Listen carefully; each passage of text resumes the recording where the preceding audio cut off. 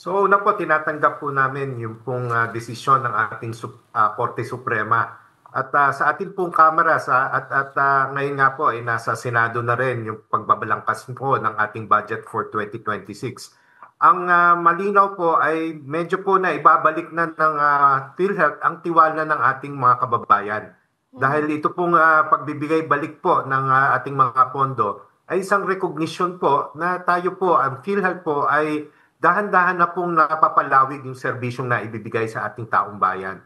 At ito nga pong nakaraang Oktubre sa kabuuan po ay nakapagbigay po kami ng 250.73 billion na benefit payment kumpara po doon sa 136.84 billion last year na katumbas po ng halos 83.23% na increase. So ito po yung tinatawag na meron na po tayong absorptive capacity para po unti-unting mapalawig po ang benepisyo ng ating mga kababayan.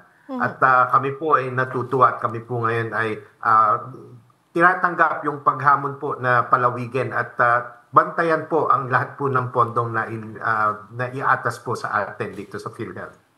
Dr. Mercado, binatikos ng Social Watch Philippines at ni Cardinal Pablo David yung pagbabalik ng pondo sa pamamagitan ng national budget dahil pera pa rin daw ng taong bayan ang gagamitin.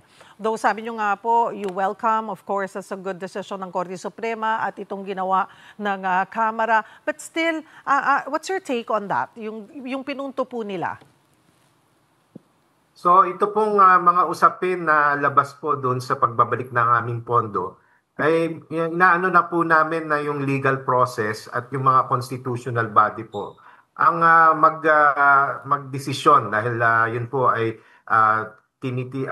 we are assuming naman na the legal and constitutional means will be fair and will also be transparent. So we leave it to the proper authorities and other constitutional offices to determine and pursue accountability for the fund transfer decisions.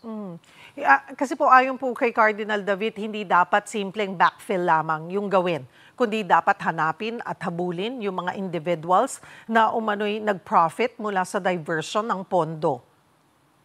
Pabor ho ba kayo rito? May action ho bang pwedeng gawin or gagawin ang PhilHealth on this? Kalalabas lang po nung decision nung Friday, so medyo pinag-aaralan din po namin internally ang aming pong legal sector. Humihingi rin po kami ng opinion sa ating OGCC. Yun pong nag-oversee po ng mga legal issues po pertaining to GOCC companies. At syempre po kami po ay sasangguni din sa ating mga partner agency sa loob po ng ating national government, lalong-lalo na po ang Department of Justice at saka ang Solicitor General. So ito po ay dapat tahakin po ng dapat po ay malinaw at base po sa mga legal provisions po ng ating batas at yun pong mga desisyong inilabas po ng Supreme Court.